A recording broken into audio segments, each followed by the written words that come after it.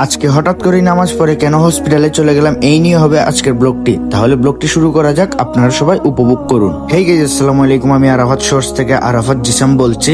আজকে শুক্রবার, তাই আমি গোসল করে রেডি হয়ে গেছি নামাজে যাওয়ার জন্য। আমি এখন বাসা থেকে বের হয়ে গেছি নামাজের উদ্দেশ্যে। আর হ্যাঁ গাইজ, আজকে কিন্তু অনেক গরম ছিল। আপনারা হয়তো রোদের তাপমাত্রা দেখেই বুঝে গেছেন।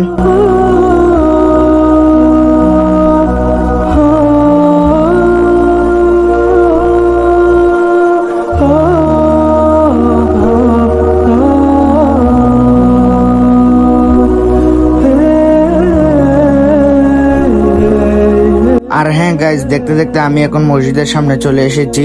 মসজিদে এসেই আমি জুম্মার নামাজ আদায় করে নিলাম। জুম্মার নামাজ আদায় করার পর আমি এখন চলে এসেছি কবর জিয়ারত করার জন্য। কবর জিয়ারত শেষে আমি বাসায় চলে যাই। বাসায় এসে আমি খাওয়া দাওয়া করে রেডি হয়ে বের হয়ে গেছি একটা রিক্সা আনার জন্য। আপনারা হয়তো জানেন না, আমার আব্বু দীর্ঘদিন যাবৎ অসুস্থ, তাই রিক্সা এনে আব্বুকে নিয়ে ডাক্তারের কাছে চলে যাব। রিক্সার জন্য দাঁড়িয়ে থাকতে থাকতে নিজের কুমাটা একটু দেখিয়ে নিলাম। রিক্সা নিয়ে চলে এসেছি, এখন বাসার সামনে যাইতেছি আব্বুকে নিয়ে যাওয়ার জন্য। এখন ডাক্তারের কাছে যাওয়ার জন্য বের হয়ে গেছি। আর হবিগঞ্জের জামের কথা কি বলবো, আজকে শুক্রবার হওয়ার পরও এত জাম। এই জাম টেলিয়ে ডাকিয়ে চলে আসি হসপিটালে। এখন ওয়েট করতেছি আমাদের সিরিয়াল কখন আসবে আর আমরা কখন ডাক্তার দেখাবো। অবশেষে ডাক্তার দেখানো শেষ, এখন আমরা চলে যাচ্ছি বাসার উদ্দেশ্যে। বাসায় চলে এসেছি, আর এইটা হলো আমাদের বাসার সদস্য মিনি। বাসায় আসার পর বলতেছে বাজারে যাইতে হবে, তাই আমি এখন বাজারে চলে যাচ্ছি। বাজারে এসেই আমি মাছ বাজারে চলে আসলাম। মাছ কেনার পর আমি এখন কাঁচা বাজারের দিকে যাচ্ছি কিছু কাঁচা বাজার কেনার জন্য। বাজার শেষে এখন বাংলাদেশের টেসলা নিয়ে আমি এখন বাসায় চলে যাচ্ছি। বাসায় এসে বাজার রেখে হালকা নাস্তা করে তার মধ্যে তাসান আমাকে ফোন দিয়ে বলে সে নাকি কাজা গার্ডেনে যাবে, তার কি দরকার। অবশেষে কাজা গার্ডেন সিটিতে চলে আসি। কাজ শেষ করে আমরা এখন চলে যাচ্ছি ফার্মপে চাচার দোকানে চা খাওয়ার জন্য।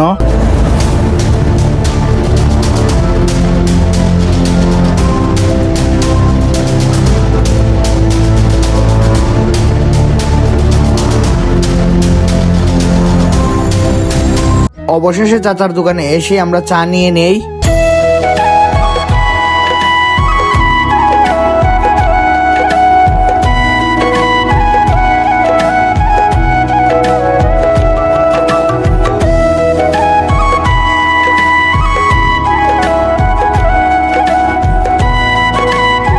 দেখতে দেখতে গাইস ব্লগের শেষ পর্যায়ে চলে এসেছি। আমার ব্লগটি কেমন হয়েছে আর কে কোথা থেকে দেখছেন সবাই কমেন্ট করে জানিয়ে দিবেন। তাহলে আজকের মতন বিদায় নেই, পরবর্তী আরেকটি ব্লগে দেখা হবে। তার আগ পর্যন্ত আপনারা সবাই ভালো থাকেন, সুস্থ থাকেন। আল্লাহ হাফেজ।